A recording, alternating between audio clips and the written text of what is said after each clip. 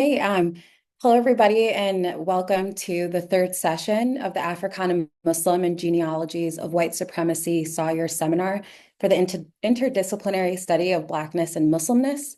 The seminar, led by Professors Suad Abdul Kabir, Samir Ali, and Murad Idris, aims to address the ways the racialized figure of the Africana Muslim, i.e. Muslims from Africa and its diasporas, has been visible in the theory and practice of racism since the days of Columbus, yet has been largely invisible in scholarship on critical race studies, white supremacy, and Middle East studies.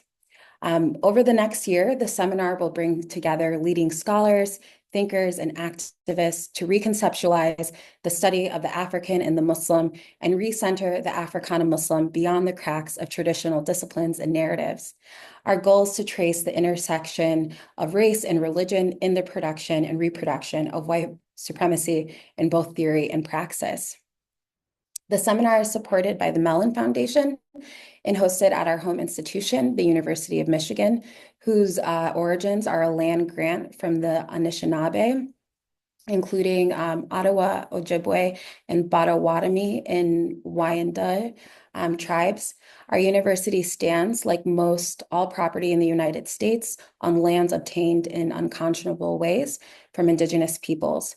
Knowing where we are changes neither the past nor the present. However, through scholarship and pedagogy, we work to create a future in which the past is thoroughly understood and the present supports human flourishing and justice while enacting an ethic of care and compassion. And today we have so many brilliant folks together for our session, Media Culture, which aims to generate a wide-ranging reflection on these questions and themes in relation to media, racialization, and reality making. The figure of the African and the Muslim, separately and overlapping, have gained renewed use value in sustaining structural racism. For example, with Clinton's super predator, the unprecedented growth of the carceral state, Obama's birth certificate, and birther conspiracies, accusations that he was Muslim, Trump's Muslim ban, and an endless war on terror at a cost of $8 trillion so far. Furthermore, in our current moment, with war crimes in Sudan and genocide in Palestine, the reality making and reality inverting roles of the media have perhaps never been more pressing. Our focus on media culture speaks to the urgency of our political moment and to the long and global histories that illuminate dynamics that define the present. And I will just quickly introduce myself. My name is Iman Abdul Karim. I'm a predoctoral fellow with the seminar, and I'm honored to introduce and bring together the folks that we have with us today. So first is Rebecca Hankins, who is a professor in the Department of Global Languages and Cultures in the College of Arts and Sciences. She has been at Texas A&M University since 2003. She researches and teaches courses in Africana and Religious Studies. In December of 2016, U.S. President Barack Hussein Obama appointed her to the National Historical Publications and Records Commission of the National Archives and Records Commission between 2016 and 2020. And she has a substantial publication portfolio of peer-reviewed works and have been presented nationally and internationally, including a recent presentation in Doha, Qatar. Next, we have Professor Edward Curtis, who is the William M. and Gail M. Platter Chair of the Liberal Arts and Director of Arabic and Islamic Studies at Indiana University in Indianapolis. And he is the author or editor of 15 books, including The Call of Bilal, Islam in the African Diaspora, and co-founder of the Journal of Africana Religions. Sylvia Chan-Malik is an associate professor in the departments of American and Women's Gender and Sexuality Studies at Rutgers, New Brunswick, as well as chair of American Studies and affiliate faculty in the Department of Religion. She is the author of Being Muslim, A Cultural History of Women of Color in American Islam, and the forthcoming A Part of Islam, A Journey Through Muslim America with Penguin/Riverhead Books, which is a history of Islam in the United States from the 15th century to the present for general audiences. And then we have Cam Copeland, who is an assistant professor in the Department of African American and African Studies at the Ohio State University. He was a 2023 and 2024 postdoctoral fellow at the James Weldon Johnson Institute for the Study of Race and Difference at Emory University, and the 2022 to 2023 dissertation fellow in the African and Africana Diaspora Studies program at Boston College. His research and teaching broadly focuses on Black studies, film history and theory, critical Muslim studies, and Black radical Southern studies. His work explores how Muslim communities have critically engaged the moving image, contributed to theoretical discourses on Black media, and actively used the cinematic to artistically express visions for liberation. Currently, he's working on a book project titled Muhammad Gazes, Islam, Blackness, and Resistance Cinema in the United States, 1959 to 2000, which is a representational history that explores how Black Muslims have used accessible forms of film technology, such as home video, public access television, public affairs television, and independent film, to change the dominant representation of Black Muslimness in U.S. media. And now I would like to invite our panelists to respond to this opening and think about both media culture and the Africana Muslim, who that is and what that is in relation to their own work in the seminars gathering. Professor Hankins, I will invite you. All right, Bismillah. So I want to thank you so much, especially I'm from Michigan, so I wish I was there in person, but I really appreciate you and the Mellon Sawyer Seminar for inviting me to be a part of this distinguished group of scholars to talk about the media, which I don't know why, because I'm not as distinguished as many of them are. But my work does specifically look at the epistemological question that you posed. How do we know what we know? Because my work deals specifically with the identity construction of African American Muslims and where it is situated, especially in my work as what I call a popular culture critic.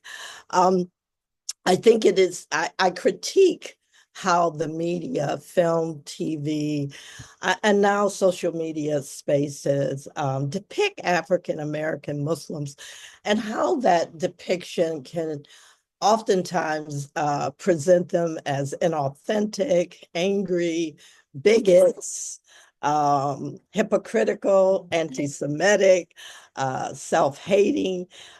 So it definitely is a part of this whole narrative that is out there. And so I look, so I got a lot of my inspiration from really Dr. Jack Shaheen's work, where he exposed how the duplicitous nature of Hollywood in terms of pushing really problematic and horrific narratives of Arabs and Muslims. And it really inspired my work. And one of my essays is titled Real African American Muslims, REEL.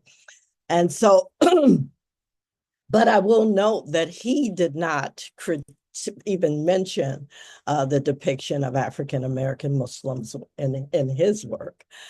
So I use political scientist Kathy Cohen's term of secondary marginalization, where she defines this as those individuals or group that are marginalized within their own group through the exercise of power by the more privileged members of the marginal group. And I also coupled this with Du Bois's double marginality, double consciousness that is both African and American, that we see ourselves as African American Muslims. And then my daughter, strange enough, who is a sociologist herself, coined this term of double marginality. that looks at identity constructions for African American Muslim. And she talks about how, and my work is also situated in this whole idea of how the African American community and marginalizes African American Muslims because they're not Christian, and then the Muslim community equally marginalizes them because they are not South Asian or Middle Eastern. So I'm looking at those. So I looked specifically at those films and TV shows that are part of that whole idea of putting African American Muslims and depicting them in ways that are not, they're not the authentic Muslim. And I used at that time in 2015 the series American Crime, which was really groundbreaking in so many different ways, because you had this Muslim woman who was a central character in the film, and Regina um, um, always forget her last name, how she was able to get an Emmy for her depiction of this African American Muslim woman. But it really followed all of these tropes about who African American Muslims are and how they're depicted. I mean, I I can go on and on for days about the real problems of how that. But so my work is also looking at other kinds of films. And I really wanted to do a comparison of it and show how not only are these depictions of African American Muslims becoming even more and more hardened in this really problematic way. I mean, you saw HBO's film series, The Night Of, which received all of these accolades, but the way that they depicted the African American Muslims was never even critiqued at all in terms of that film.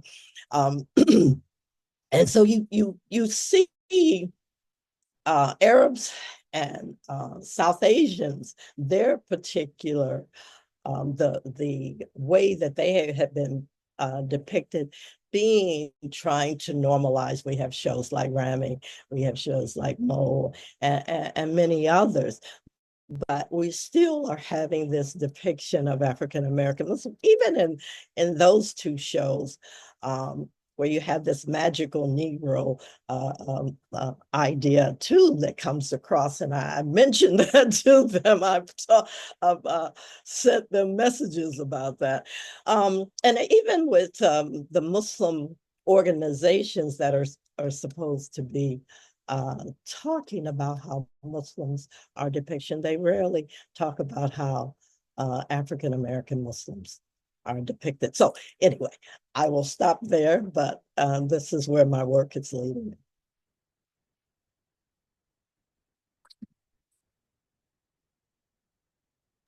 Thank you. Should I jump in? Yes, I was Yes. just about to cue you up. All right. Greetings, everyone. It's a pleasure to be with you. Thank you very much, Swad, and everyone for the invitation. Um, I had two initial reactions to the framing of the of our discussion today. One was simply to, for some reason, I wanted to think about the modern framing of the discussion. And because, I'm a 20th century um, person who was taught, who read his Max Weber and his Marshall Hodgson, and was taught was taught that modernity was a great Western transmutation. It was a unique event, and that really influenced in how I thought about the way in which all cultural phenomena, including the cultural of mediation and mediatization, worked. And so here, and we know that modernity is co-produced by African chattel slavery, as Charles Long and so many others have argued. It's part and parcel of how we understand modernity. And so the call for thinking, it wasn't proposals. The call for thinking about our conversation was in part to see it participates in a way in that seeing this as a unique moment. And what it made me think about is so much of recent scholarship, which is pushing us back to think about Blackness in the Islamic Mediterranean and along the African coast before that moment of modernity, and the extent to which this is really that mediatization is truly a uniquely or mainly modern phenomenon. And so I was thinking of time in terms of, and it also made me think about the problem of mediatization in general. I couldn't help myself but think about how much of this is special to the particular moment we're talking about, and how much of this are we really talking about the human problem of mediation? That is, that we're only human as humans through media. From the time we, as a species, started drawing on cave walls and starting making language, singing songs, doing poetry, we only know, it's a little bit like Ubuntu, the South African word. We only know ourselves through the encounter with others and through other material. And I was in it, so it just got me along that. I'm not going to go into that, but it got me to think about how much of or what we're talking about is really a contest over meaning that really is something quite shared across time and place in what it means to be a human being, and in which Black people, as Cam's intro pointed out, have always participated in disputing and constructing, and so that was the first thing. And then the second point, very simple, that I wanted to make, one that's known by, I bet, everyone on this call, so it's not unique, it won't be particularly original. It's just that what we call modern African American Islam, Anglophone modern African American Islam in Canada, the United States, and the Caribbean, was shaped, at least in conversation with and partly by the seizure of mediatization by federal surveillance agencies. If you think about from the 1920s on, with the success of the Moorish Science Temple, leading into the 1930s with the surveillance of movements like Midi Maud Lena Gordon's, the Pacific movement, what was it, Eastern World or Ethiopian? I think Eastern World, maybe Ethiopian, but because there are multiple movements, so I can get them confused. And certainly then the Nation of Islam. There's never been the state mechanisms of discipline and punishment, to use Foucault, have always included a attempt to mediate African American Islamic religiosity through newspapers. At one point, they actually produced a comic book, about the Nation of Islam. But certainly through newspapers, through briefings with journalists, through other mass media, there has never been an English-speaking African American Islam that was not mediated by state discipline in that way. So those are my two initial sort of reactions.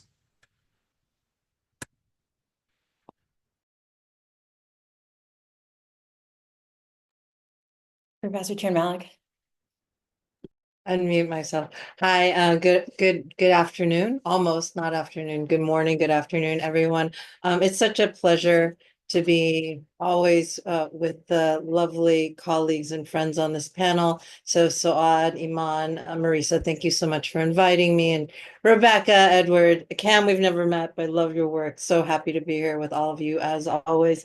I wanted to start off by saying, a central question that spurred me into my own work was, I went and pulled the book because it was right next to me, was as a, graduate student reading Covering Islam, right, by Edward Said. And I was looking for the passage, I hadn't queued it up for this talk, was that he has a passage in here, and we can all find it if we feel like it, I can look for it. But he basically says in this book, which is about how the media and the experts determine how we see the rest of the world, he has a passage where he says, prior to the 1970s, no one knew who Muslims were. There were no Muslims in the United States to speak of, right? He literally writes this, and this is Edward Said.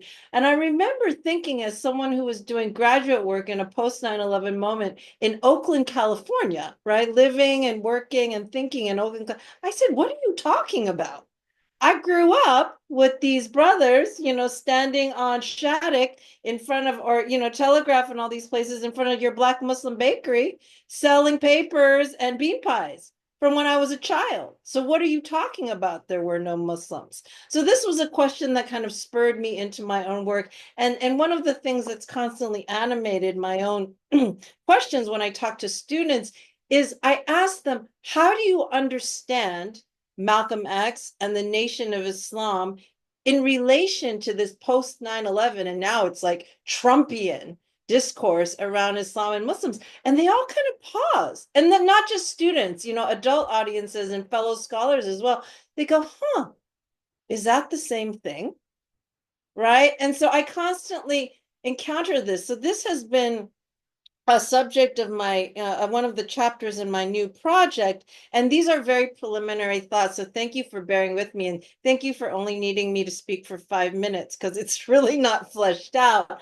But one of the things that I've been looking at in the colonial era and thinking about how Muslims are represented in kind of the thoughts of the Puritans, the founding fathers, etc., right? While there are enslaved Muslims in their midst, is that there's this constant creation and articulation of what I'm calling this hypothetical Muslim, right? This hypothetical Muslim, they're not even called Muslims. The first usage of the term Muslim was in the work of an English scholar named Samuel Purchas in 1626, right? But they're called Mohammedans, they're called Turks, they're called Moors, they're called Arabs, right? And so the word Muslim isn't even used. There's not this concept of an ummah or a unified, universal Muslim community, right? So this hypothetical Muslim that's constantly being posited, and I did find one quote from Cotton Mather, right? The Puritan theologian, thinker,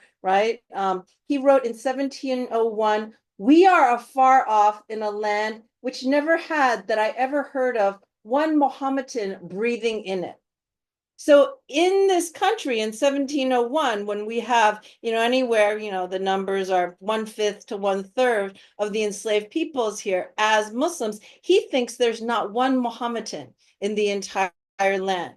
So again, I think this idea of this hypothetical Muslim is one that we still have to contend with and reckon with. And this is so crucial to thinking about the ways in which Black Muslims are imagined and represented in the media, because Muslims have always been used in this settler colonial, foundational exceptionalist narrative of America, not as real people, but as a sort of cudgel, as a signifier to say, oh, look at these Mohammedans. We are going to constitute religious freedom. Look at their savagery. We are going to be civilized. Look at their far away, look at their lack of democracy. We are going to be democratic, right? And so this hypothetical Muslim is always not here. And so what the Black Muslim, what the African American Muslim conjures is this undeniable presence and embodiedness that this nation still, as we see in this moment, cannot reckon with. They create a whole counter topography, which is the plantation, right? These urban spaces of abandonment, prisons, right? And so to reckon with the Black Muslim body in media, in culture, in politics, is to reckon with this past that we clearly are unable to look at and contend with in this moment. And this is why this poses this constant problem of how Black Muslims are imagined in the media. And just like Rebecca said, in shows like, and I love these shows like Mo and Rami, there does seem to be ultimately, even in Mo, which is a beautiful, a story,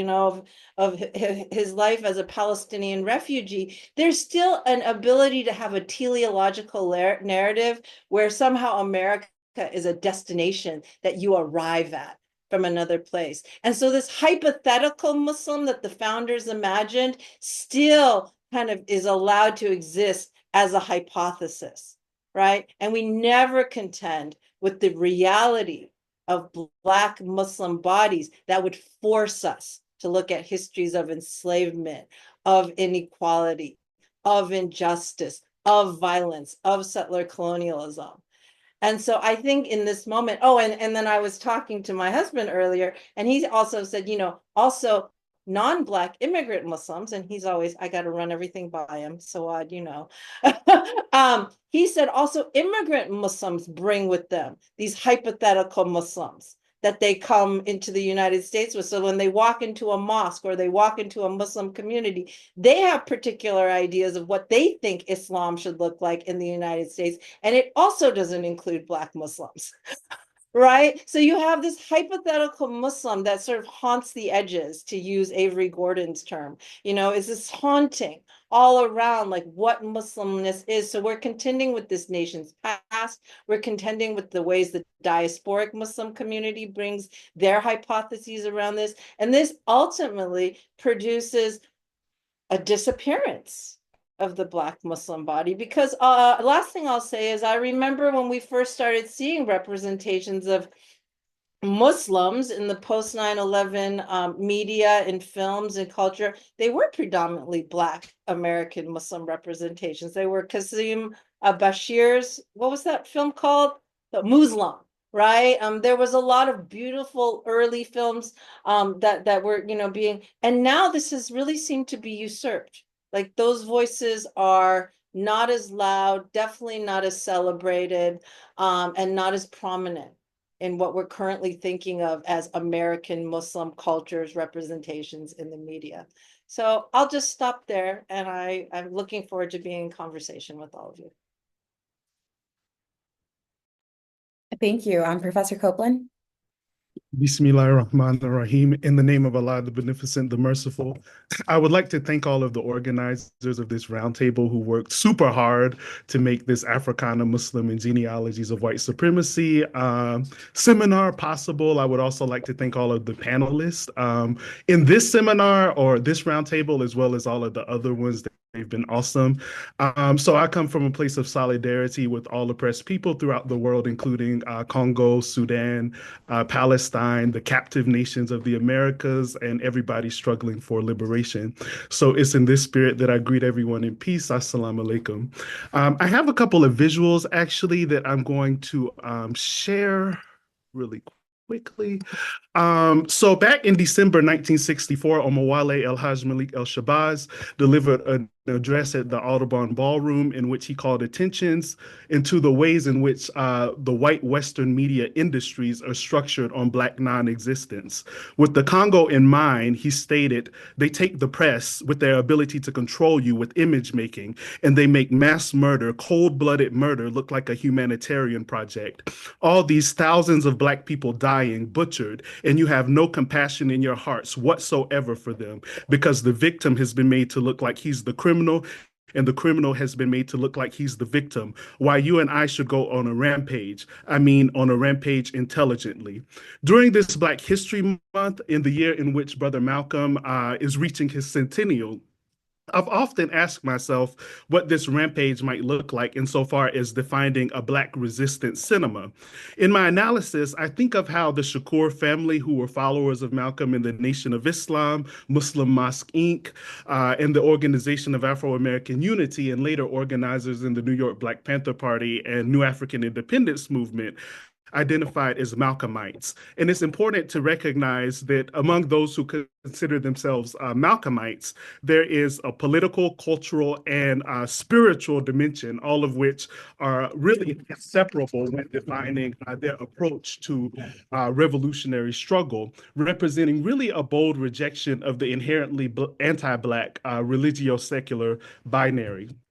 So cinema and media really played an important role in Malcolm's life. Back when he was known as Detroit Red in the depths of Harlem, he frequently used the cinema and attended the cinema to view 1940s Black cast films like Stormy Weather, and Cabin in the Sky.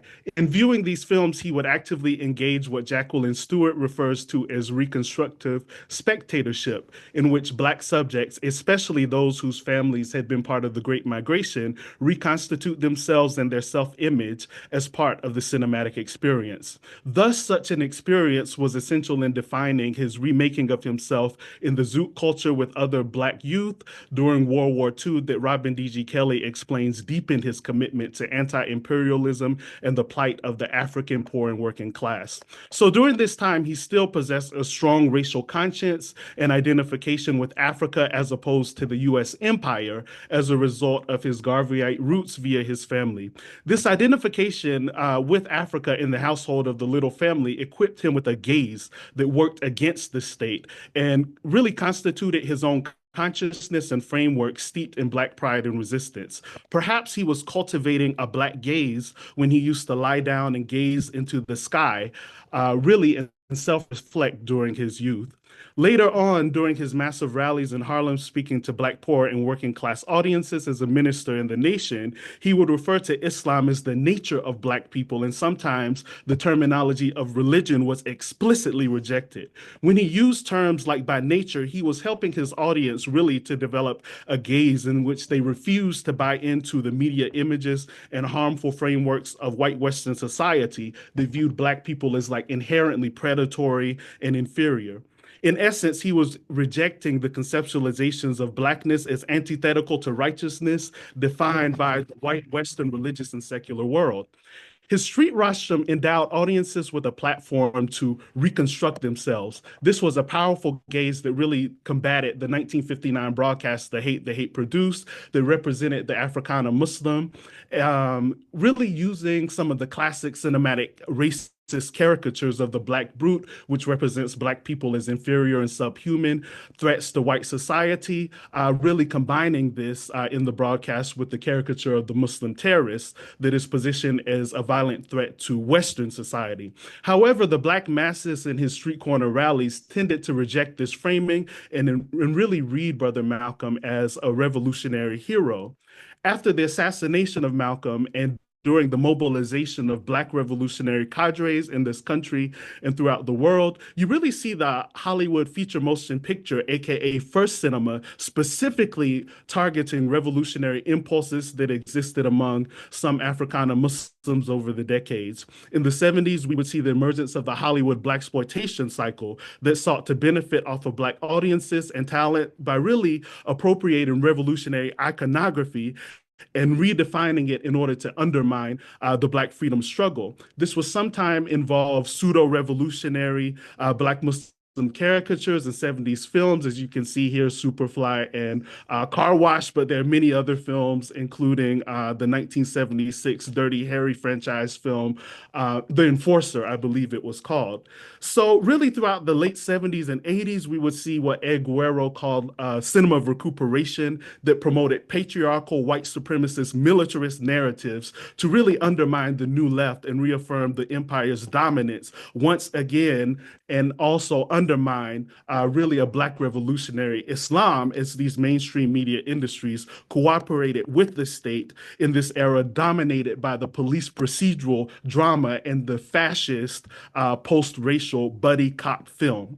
So really returning to earlier on Malcolm's vision of a rampage in response to the oppression of African people globally and the media industries that maintain it as instruments of the empire, we also see how Black folks engaged in what I refer to as resistance cinema, which encompasses the various forms of film technology Black people have used to create cinematic counter-narratives to these representations, ranging from some of the insurgent practices of filmmakers affiliated with the Malcolm-influenced UCLA rebellion film movement to the spontaneous use of public access TV and even home video by Black Muslim revolutionary media makers. When considering film studies in this context, my use of the term cinema really seeks to challenge the disciplinary limitations of film and television studies. Frank Wooderson III discusses how first and second wave Black film studies, though very important and very timely interventions, did not account for Black non-existent or embody, quote, the desire, the Black desire to take this country down, unquote, that was seen in some films between 1968 and 1980. In line with Black revolutionary nationalism that sees African people in the U.S. as forced paper citizen subjects, as well as many Black studies interventions on how Black people are dismissed from the fold of humanity globally, which I think is really illustrated in Malcolm's critique of white Western humanitarianism in confronting the anti-Blackness of media. If a cinema is to be truly Black, then perhaps it ceases to be cinema in the conventional sense.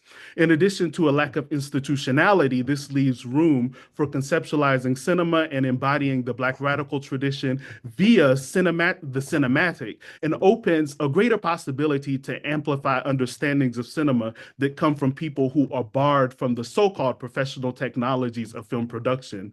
While some media studies scholars might attempt to deploy a rehabilitative corrective to my understanding of the cinematic to whip it in line with the theorizations of bourgeois disciplinary academia or the conventions of mainstream media or the traditional analyses as taught in hegemonic media studies pedagogies, resistant cinema seeks to center the theorizations of the cinematic informed by the insurgent counterhumanism Orasami Burton describes in his brilliant analysis of the Long Attica Revolt in order to defeat the rehabilitative discourses that seek to transform Black film studies into a normalized discipline.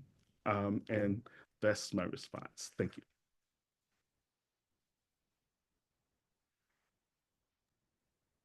Wow, that was, I mean, I feel like I just want to give everybody a round of applause right now because that was so generative and have so much to say. So before I have questions and I have things, but I just wanted to give you all a chance if there's anything you want to ask each other or bring up in this moment based off of each other's presentations. I want to read this Edward Said quote because I was like looking for it because it's so glaring. I mean, it speaks to exactly what we're talking about.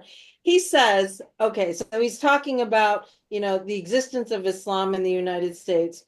And he says, 19th century American contacts with Islam, I don't know what that means, were very restricted. One thinks of occasional travelers like Mark Twain and Herman Melville, or missionaries there, or of short-lived military expeditions in North Africa. And here's a sentence where I was like, whoa. Culturally, there was no distinct place in America for Islam before World War II. Academic experts did their work on Islam usually in quiet corners of schools of divinity, not in the glamorous limelight of Orientalism, nor in the pages of leading journals. So, I mean, that sentence, culturally, there was no distinct place in America for Islam before World War II.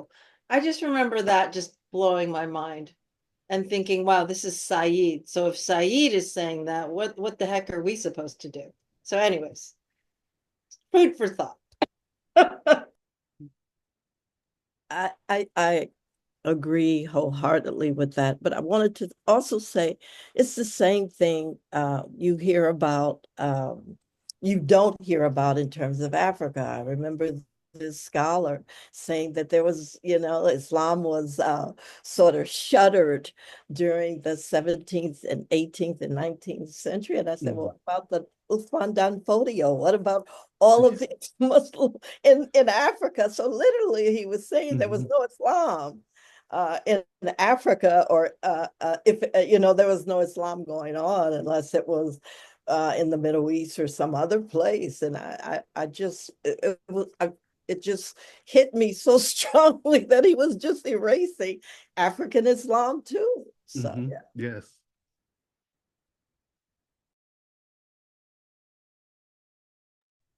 And to that point, I think something that I drew from everyone's presentation is it seems like from the gaze, from the outsider looking in, the Africana Muslim is both this hyper visible figure, as pointed out through like surveillance, and as Professor Curtis said on like the necessity of media in that surveillance, so they become hyper visible, and then as Professor Chan-Malik said, they also become hypothetical.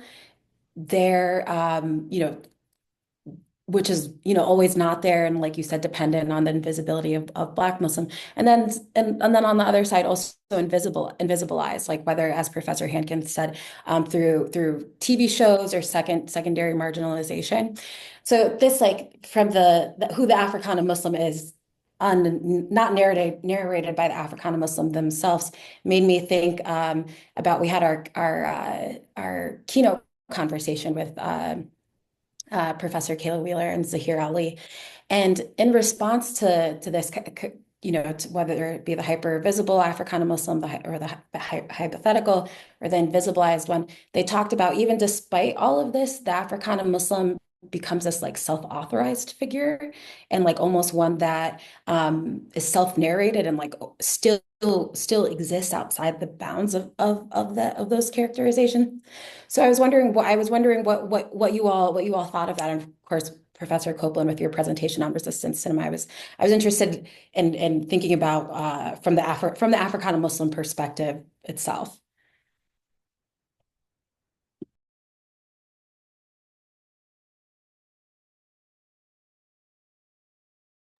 Is this for anybody, or was it for Professor Hankins? Oh, no, it was for everyone. Open to Okay. everyone. Yes. One of the interesting themes that I've really been thinking about, especially I'm writing for Professor Wheeler, who's editing a volume about Black Muslim Arab solidarities as embodied Black Muslim Arab solidarities, is that I think it's fair to say that a dominant theme within both Black and Arab American spaces, speaking generally here, is that these are separate racial groups.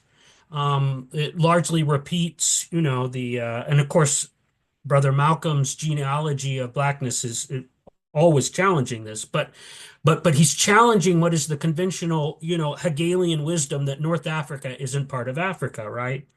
And that the Semites are different from the Black people, and so I think one of the most exciting developments in challenging both Arab American and African American media, from films and poetry to television and online presence, is Afro-Arab and Black Swana interventions, and they are particularly strong in the upper Midwest, since Minnesota is the largest single Somali community in the United States. And what we've been seeing is that so many people, generally in their 20s and 30s, who are Black and Arab or Black and Middle Eastern, are creating artwork,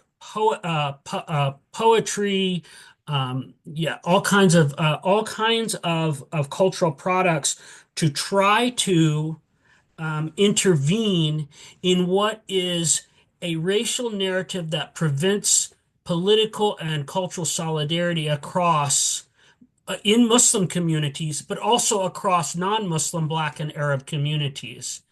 And this has inspired me to go back and look at some of, I've been writing about this. It hasn't appeared yet, but, it reminds me, I go back to Swad's work when she talks about Black Arabic. And the idea that Arabic has its own valences, its own conventions among African American people. And I've been combining that with a discussion of all of the Black Sunnis, like Wali Akram and Muhammad Izzeldin, and actually, I don't know how he pronounced his name. He may have said Muhammad Izzeldin, although well, يحكي عربي. So he spoke Arabic because he went to Egypt. So in Jabal Arabiya in Buffalo. And so there's this whole other genealogy and by the way, both of those people actually called themselves either Arab or Arabians. When you look at Wali Akram's draft card, he calls himself Arabian, and he says that's his race. And this is,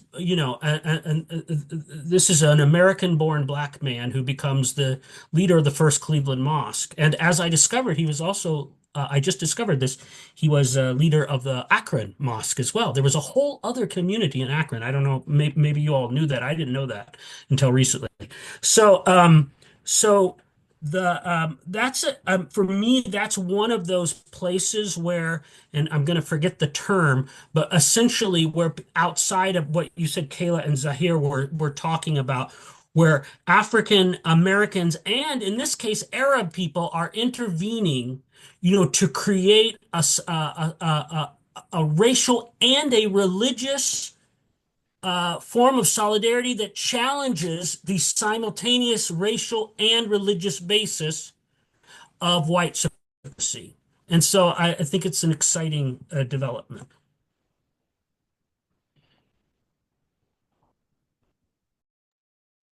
Is Cam, are you going to respond to, or so I have because I have a question too for you guys, so I wanted to know. Can I say one thing about that? What you were just saying. I mean, Ali Mazrui, his book really goes into that Euro Jews and Afro Arabs, the great Semitic divergence in world history. He really goes into how all of that started. So I absolutely suggest that book too. So in my work, whenever I look at like resistant cinema, I also look at the ways in which, the Islamic was really deployed by particularly Black independent filmmakers in order to articulate visions of solidarity. So of course, I mentioned, for instance, the UCLA Rebellion, really a group of Black students from Africa, as well as the African diaspora, as well as the US, who attended UCLA's film program in the between the 60s and 80s. Many of them also were very inspired by Malcolm's vision, particularly as it came to the plight of Black people globally. But what's interesting is that in viewing some of the films in the LA Rebellion collection, you also see, like there is a film that covers a protest at UCLA, for instance, and we see, a strong emphasis on the solidarity with Palestine in the 1980s on UCLA's campus. Additionally, one of the speakers at the Muslim Student Association in this particular documentary film, and the film is called Diversity, actually speaks on an invitation to Minister Farrakhan to speak on UCLA's campus and really stands in solidarity with the Black Student Union after administration did not want him to appear. Additionally, I think of even in the late 60s and early 70s, there's one particular filmmaker named Larry Clark. Fittingly for this discussion, he's actually originally from Cleveland, Ohio. Whenever they entered UCLA, they had to make a Project One film. This was their first film that they made as students. And in this particular Project One film, you see him using it was 10 minutes long, and you see elements of, really the Black Panther Party, as well as the Black Power movement kind of incorporated into the narrative of the film, but also in the soundtrack, you hear Malcolm X specifically critiquing Americanism, right? You also hear Pharoah Sanders in the background. You hear The Last Poets, right? So you have certain elements of the Islamic, but what really the aim was in this particular film is to cease to identify with the U.S. empire, right? And to really construct Black people as, really a captive nation in the Americas. And what's interesting considering Larry Clark is, he was from Cleveland, Ohio. He actually used to photograph two formations, one called the Afro-Set Black Nationalist Party for Self-Defense, and another one called the Republic of New Libya. What's interesting is the Republic of New Libya, its leader Ahmed Evans actually was Muslim. His janaza was performed by an imam by the name of Imam Mutawaf Shahid at the Islamic Revivalist movement while he was a political prisoner right after a 1969 shootout with the police. And what's interesting is I was looking at his papers at UCLA, and interestingly, Ahmed Evans actually used to own an astrology shop. And in Larry Clark's papers, he actually has a copy of an astrology book called As Above, So Below.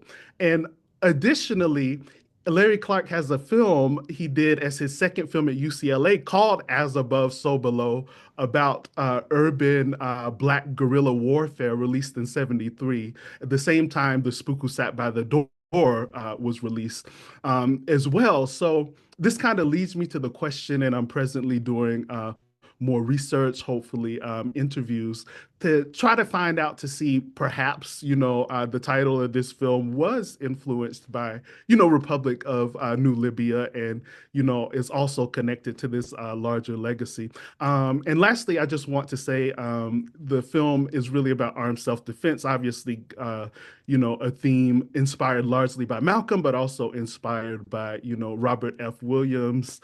2 days ago, it was his 100th birthday as well. So alongside the Islamic, it's very interesting to see, solidarities being engaged, as you discussed, Dr. Curtis, but also this definition and lack of identification, with the U.S. and acknowledging this as, a key path toward our liberation.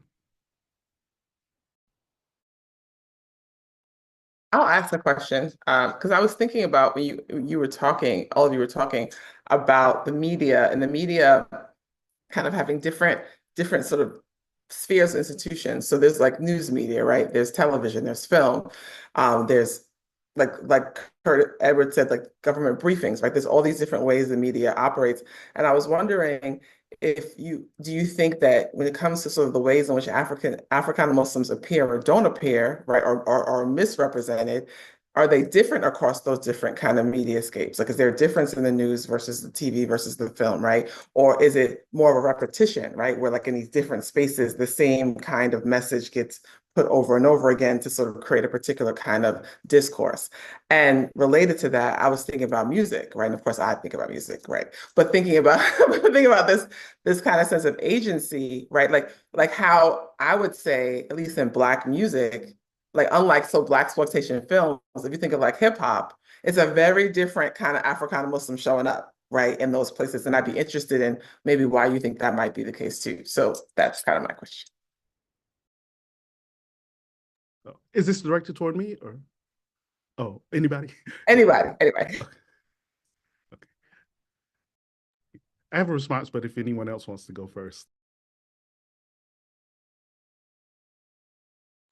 Oh, okay. Well, in terms of across media, just to address that particular form, I really see a lot of repetition. Of course, I primarily focus on film and television, right? But, I was just thinking about the 1980s, and I was, of course, discussing 1980s, this notion that Ed Guerrero refers to as like a cinema of recuperation during that era.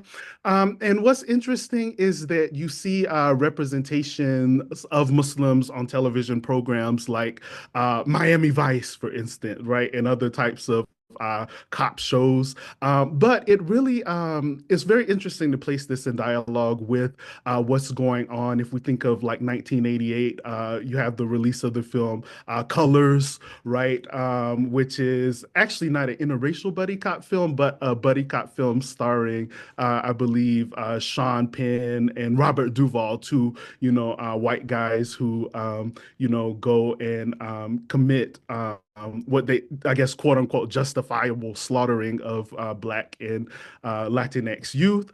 In that same year, you also have, the release of the Willie Horton ad, right, where you have the dark-skinned black man being seen in this film. But additionally, what's interesting is thinking about the city of Chicago. There's actually a lot of television broadcast on the El Rukns in like 1988 directly on Jeff Fort, who started the El Rukns, formerly Blackstone Rangers, really on his particular trial. And you have it pretty much adopting the same framings that we see in film, in colors, the same framings that we see in these ads, like, the Willie Horton ad, for instance, right? That also, really portray him, as I said, in this way that really combines the caricatures of the Muslim terrorist and the Black brute. So I would say that this is something that I have seen kind of uplifted across media. Of course, there's a strong erasure of his, commitment to, really the Black liberation struggle that ultimately leads him to become a political prisoner, which he still is to this very day. So I see this happening across media. Secondly, I think what I can contribute to like the second question is that in some of these, some of the blaxploitation films that I was discussing, occasionally you would sometimes have the soundtrack kind of go against the grain of the film. Like even if we think of a film like Superfly, right? Kind of Curtis Mayfield, performing critiques in his songs like, Pusher Man, for instance, or even some of the elements of films like The Mac, right? Which has a very complicated production history. There's actually a documentary film on it in which some of the production team, throws shade at the Black Panther Party and their interactions with them while in Oakland. But additionally, you have Willie Hutch's soundtrack as well. He has songs like Brothers Gonna Work It Out. So I do see sometimes the soundtracks going against the grain of the film, specifically in the 1970s. But, I think there needs to be a deeper analysis into maybe the intersections of this music with the plight of the Africana Muslim. I think just really quick, as you were speaking, Cam, and those wonderful examples, I was thinking, Sawad, like one of the things that kind of produces an Africana Muslim in those different types of spaces, or just the Muslim in those different types of spaces, is the degree to which, for example, the media hews to a liberal narrative or tries to like advance a liberal narrative of the state, of the nation, of politics, far more so than like hip hop, right? Where there's much more of a critique. And I think that very much determines how Islam shows up. Like it's kind of that relationship to liberalism, right? The liberal imagination wants this good Muslim. They want this Muslim, they want Khizr Khan at, the Democratic National Convention. That's who they want. A lot of times in the media, if they want a talking head, they want that Muslim, right? Whereas when we're talking about hip hop or, more Black spaces, you can have a much more trenchant critique. And there's also a lot more, it's about capacity, right? It's about how specific can we get with this Muslim and not just lose people, right? And so those different spaces have different capacities for how abstract and how specific we can get. So I just, that was just my thought. And I think we actually have to contend with how Muslims fit into this liberal narrative that is crumbling before our eyes at this very moment.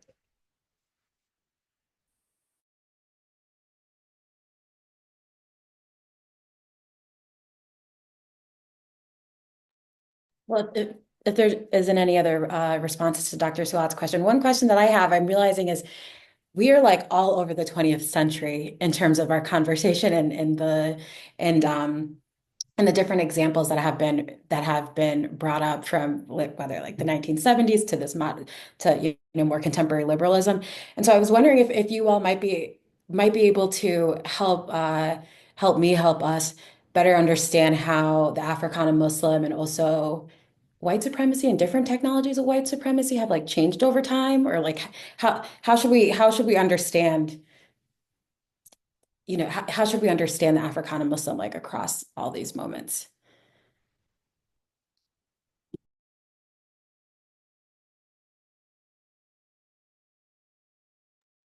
I had this conversation. I'm teaching a graduate course on research methods, and I had this conversation, as a matter of fact, last night with my students, and we were talking about the fact that one of the questions that we were asking is there been much change between what was going on during Jim Crow and what we're seeing now? And you see the steady erosion of so-called rights that we had, and this reversal that has been going on for forever when it concerns Black people in America. Whenever there is any kind of movement or push to respond to some of the racism and challenges, there's always a backlash.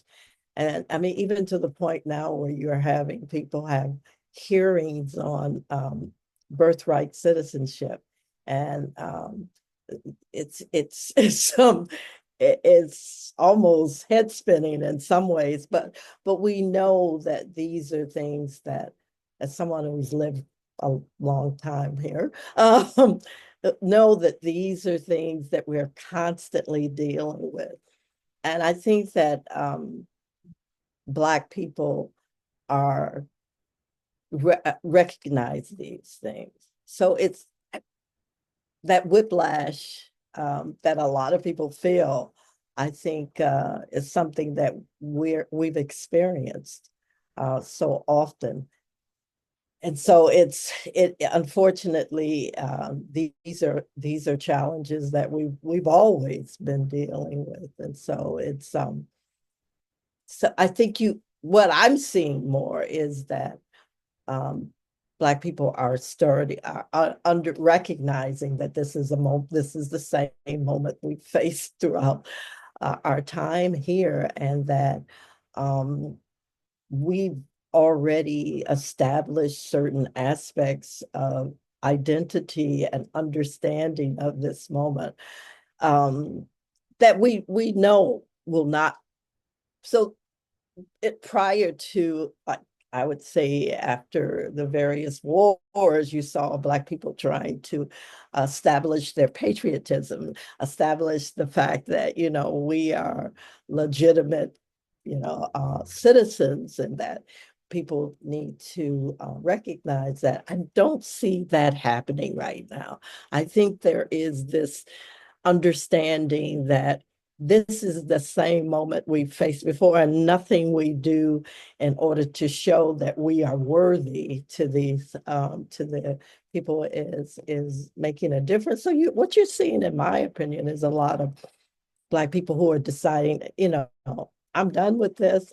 I'm leaving here. This is it reminds me of Derek Bell's Space Traders in so many ways, that Black people are recognizing that there's nothing you can do to change these people's mind, and that the best thing to do sometimes is to just get out of there and establish our own. And you did have these. You were talking about the new what was the name of the group that you were saying out of Jersey? Because there was one in Michigan too, a group that decided, we needed to have our own. This was in the 60s that people had been doing this. And so I think there's this understanding that what Derek Bell says, there is no interest convergence right now. Or has there ever been an interest convergence that will last? And so it's about really moving on in some ways. I know that's pessimistic in some ways, but I think that looking at the long arc of yeah, of media, and how it's changed or stay the same, correct? We're still, yeah. Um, the historical source that I use more than any is the old newspaper, because of the periods that I really study and write about more than anything. And and I wonder, for those of you who also read, especially Black newspapers. So one of the reasons why Africana Muslims were written out of Black studies and out of U.S. history is because of an almost complete lack of coverage in many of the largest Black newspapers. And of course, this is, one of the reasons, because we have to remember the newspaper used to be the primary source of news for the reading public, the largest single source of news. And so, and this hampered a lot of, and as we know, the over time, uh, really from the very beginning, African American Muslims are trying to produce various media, but nothing becomes any, I mean, there's no competitor to Muhammad Speaks. When we get to the 1960s, right, Muhammad Speaks is not only, the newspaper of African American Muslims, it is a major newspaper in Black America, and so this really changes the game. And then I wonder, though, for those of you who are more contemporary scholars of Black news media as opposed to the mainstream white dominated media, to what extent those Black new, contemporary Black media, television, BET, the kind of are recognizing the richness, the diversity of Africana Muslims now in a way that, I mean, for the Chicago Defender, the Africana Muslim didn't really exist. So, except as a cultist, they were kind of sometimes interested in cultists, but that's about it. So I wonder how we can see change over time in terms of the Black owned or operated news media.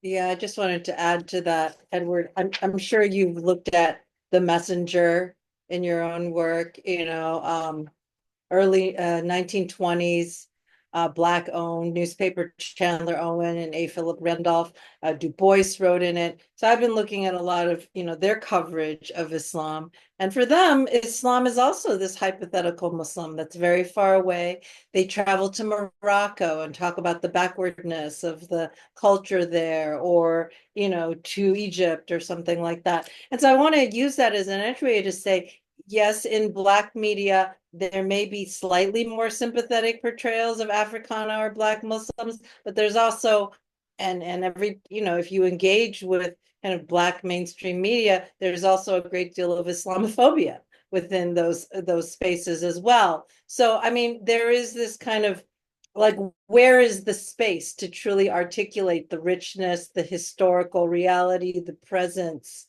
of that life, and then the larger international, transnational networks. And also, I just really want to say, like, I don't really know how to say this, kind of the spiritual presence of Islam. There's no place where you really can find that articulated in the media. I mean, I guess you could talk about Mahershala, like the Sufi Black Muslim in Rami or something like that. He's trying, right? But not, whatever. We can talk about whether that succeeded or not. But again, like, there is no, I think, kind of mainstream or kind of larger platform media, whether it be mainstream white media or Black media, where that intersection of Blackness and Islam is represented in a consistently nuanced and complex way. So that's the kind of betwixt and between.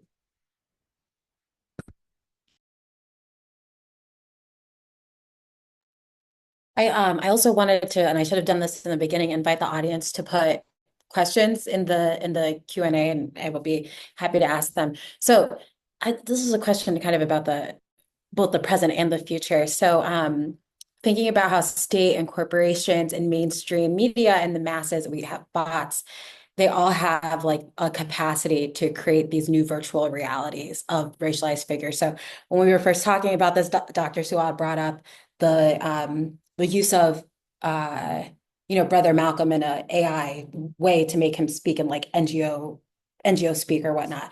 And then we get it also to, like, for example, with um, uh, the burial of Muhammad Ali and kind of the absence of his Muslimness there.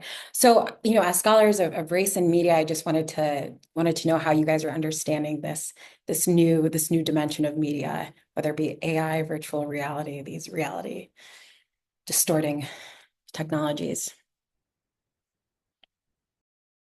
Can you repeat the question one more time, Iman? Like, you're asking how it fits in with AI paradigms, or Yeah, like if we've been talking about like media creating a particular reality like around or about the Africana Muslim, but now we have this this new technology that can like fictionalize the past, like whether it be with Malcolm or and revise it. So I was just wondering how you guys understand this like new capacity.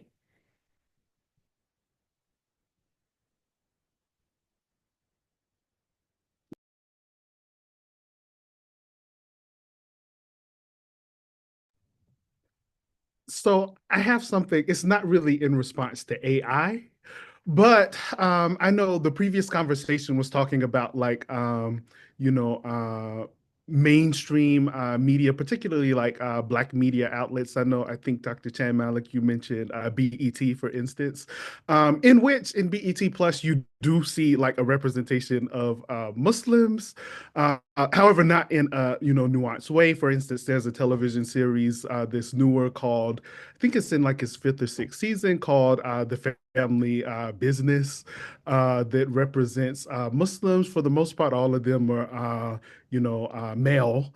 Additionally, in this, you have like a representation of like a Black Muslim assassin as well. So, it still kind of lingers back into the territory I was talking about whenever I mentioned the caricature that combines like the caricature of the Muslim terrorist and the Black brute. So you see that as well. But I think it's also very important to consider, maybe digital media and like, specifically the web, social media, video sharing platforms, et cetera, because I think there's some very meaningful discourses or that are being engaged whenever it comes to Black Muslimness, particularly like in the vlogging world. You have, I was thinking earlier, I was speaking to somebody who actually was covering, the Muslim cool Dr.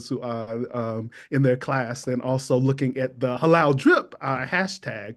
And I think that that was also a very important moment as well, right? Obviously, there were various like requirements listed to participate in this particular challenge. However, I do think it also, particularly like with these hashtags on Instagram and Twitter, among other outlets, it had people actively talking about Islam, seeing different, sides, different types of Muslims, in the Black community. Additionally, you see people engaging Islam, maybe in, like what Sherman Jackson might call a Black Orientalist way, in terms of like, these vlogs. But this has been like a very important space for articulating Islam and also showing the existence, of Islam in the Black community, specifically among, Black content creators and media makers.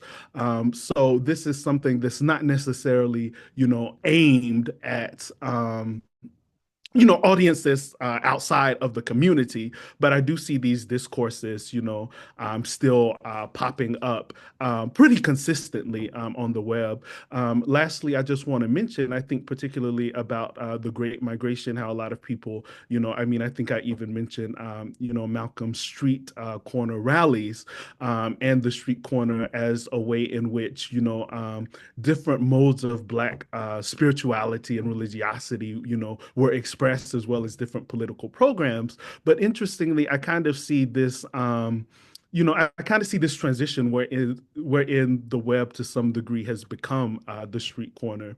I particularly think about different groups who use the web, Muslim groups. Of course, you have this, like a large, like Black Hebrew Israelite phenomenon who have street corner interactions, but tape them and put them on the web that are normally super critical and harsh against, Islam and the figure of the Africana Muslim very generally, right? However, it will be interesting to see, if Africana Muslims can use this technology and use these types of platforms, to maybe increase awareness in consistent, meaningful ways, I guess on a cinematic level, using, Black visual media to the extent that some, other groups throughout the Black community have used. So that doesn't necessarily touch on AI, but yeah, I think it's very important to kind of look at video sharing platforms and social media in this discussion as well. Can I ask a question to my fellow co-panelists and even Sawad, Iman, Marisa, Samer? I actually have a question that builds on your question, Iman, about AI, because all of us are struggling with AI right now, right? Anyone who teaches is like, oh my God. But AI is an aggregate, right? AI basically just aggregates all the information, all the frameworks, everything that's out there. So if we are studying something, so if we're doing research on Africana Muslims, right? I wanted to actually ask you all. So on the one hand, I understand there's an incredible need to focus on the histories, the contributions, the specificities of Africana Muslims, right? And we all understand, like, there is so much still to be learned. On the other hand, we are constantly concerned with the elision and obfuscation of Africana Muslims within the category of Muslim, right? So these are two things. So if AI is an aggregate, I got my undergrad in here typing, who are Black Muslims or whatever, typing into AI, write me a paper. I wonder, all of you, in your thinking about your own work, I'm struggling a little bit with this myself. Like, how do you attend to the specificity while also being highly aware that, like, one of the issues with C. Eric Lincoln's work was that he wrote this book called The Black Muslims. And so it was just these Black Muslims, and they were seen as totally anathema to like Orthodox Islam, only political. And that is in the AI. That's like in the aggregate now. So if we write books that are just about Black Muslims, or we just look at this, that's going to go into the AI. Like I'm thinking about that. And so with that in mind, I just wonder how, if you are all thinking about that, and if that in any way shapes your approach to how you are conducting research, thinking about the category of Muslim, while also being distinct, specifically concerned with the lives, representations, and perspectives of Africana Muslims. That's my question to all of you. I'd like to say something towards that, because, to be honest, a lot of my work is moving into this idea of Afrofuturism and looking at how African Muslims are depicted. And the real problem that I'm seeing is that, especially those Afrocentrist scholars who are in many ways were very hostile and are still very hostile to Islam. I mean, as somebody who worked very closely with Malefi, Asante, and a number of Afrocentric scholars, even having to stop a relationship with a particular scholar who was so anti-Islam. And so I see this as part of what you're saying in terms of inserting a lot of my work as looking at Afrofuturism, because there are a lot of scholars even out there, especially Black scholars, who are doing this work, but are putting especially when it concerns Muslims, a very, very hostile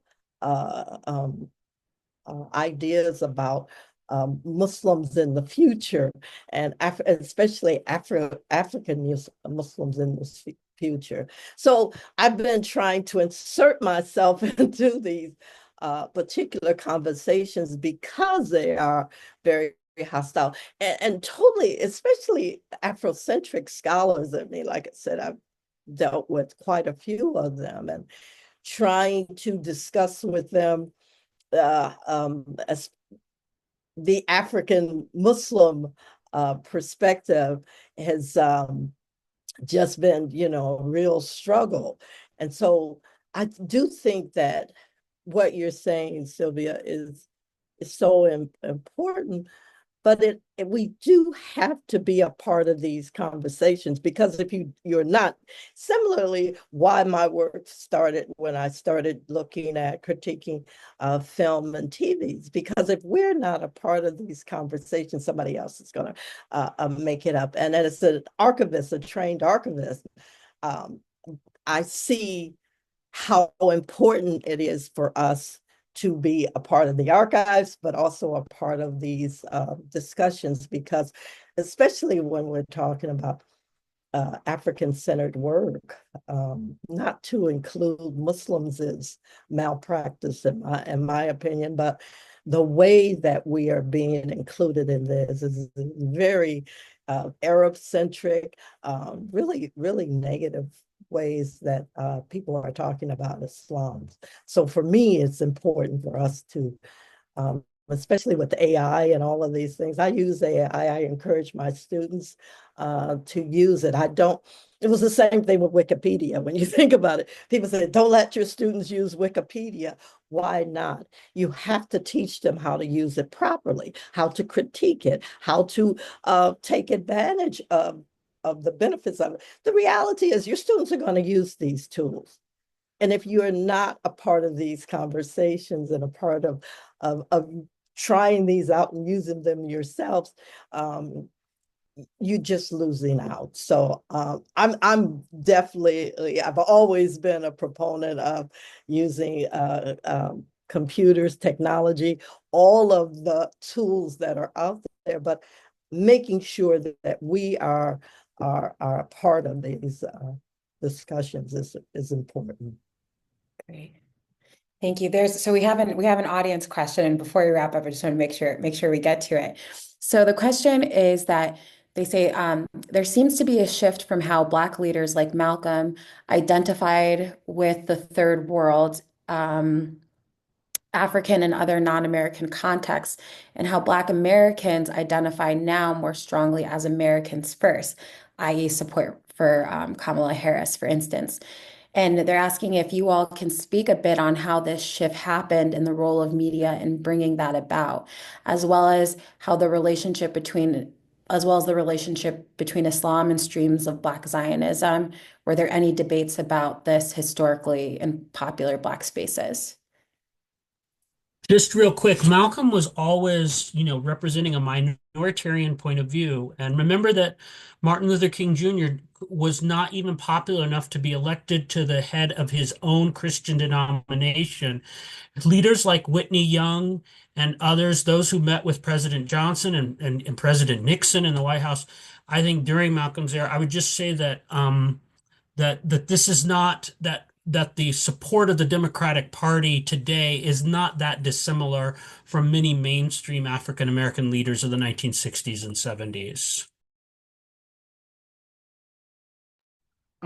Very quickly in addressing that, I also want to say there was another question by Fatima where it was mentioned Sapelo Square and other places, our contemporary platforms like Sapelo Square and some of these other groups that have had a strong social media presence included in the media being considered here by panelists. And I just want to say that I think it's also important to consider, other spaces that are outside the mainstream, which is, why I kind of focus on resistance media, but kind of replacing that in dialogue with the other question, I was thinking about how in the 1990s, you had public access TV, right, where people could go in, sign up for classes as well as produce public access TV programs, and really you see people who are outside of really kind of like the black bourgeoisie who Malcolm X strongly critiqued, and I think this is kind of like the framing, the intersection of race and class as well, how he would approach, things like, the topic of Kamala Harris and this, critique like this, America first, framing. But I think it's also important to note that there are also other conversations obviously going on in Black communities challenging this. Of course, there's a huge rise in fascism slash patriotism, specifically being targeted through various algorithms, on the web at Black communities with the growth of some hashtags like, ADOS, FBA, etc., like this form of counterinsurgency. I think that also we have, responses to this.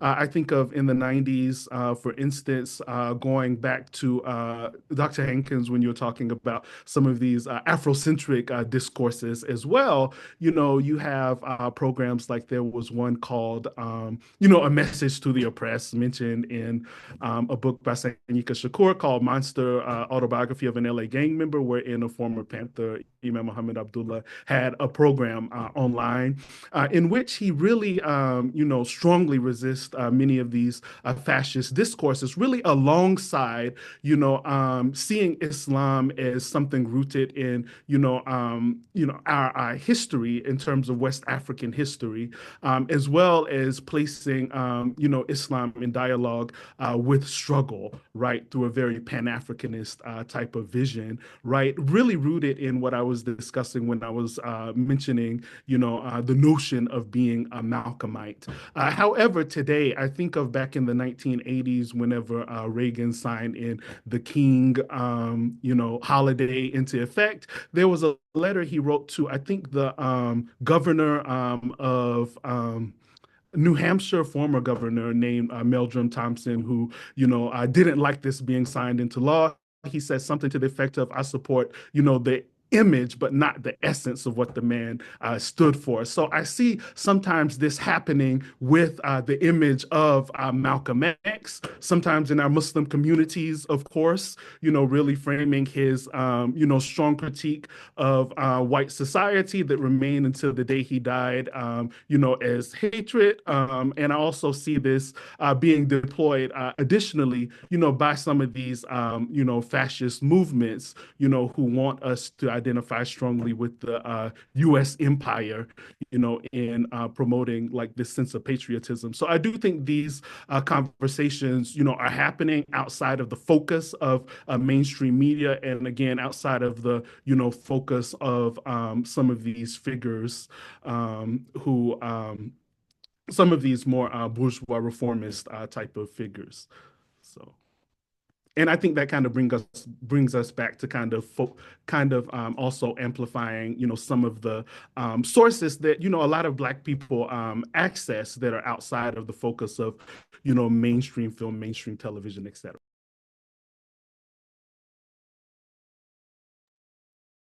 Well, just before I close out, do any of our brilliant panelists have anything they would like to say, last words or thoughts? No, because so much has already been said. So thank you all so much for joining us today. This conversation is going to be live and be able to be watched on our YouTube page. We have this will be our fourth. We have our fourth session that's going to take place the second week of March. And so you can go to our website where we'll have the registration links and the dates. And our website is it's a bit.ly bit.ly// Africana Muslims, and you'll be able to register there. So thank you all so much for joining us this afternoon.